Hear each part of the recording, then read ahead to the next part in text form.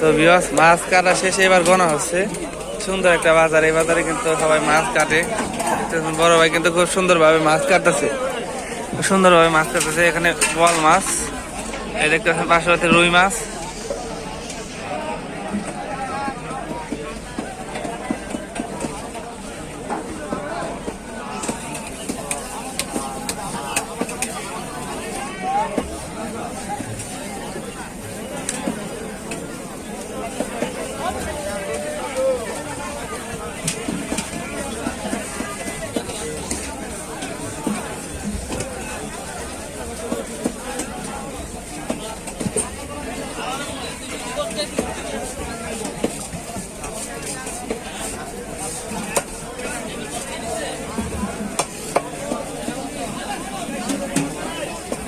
উনি কিন্তু বোয়াল মাছ কাটতেছে।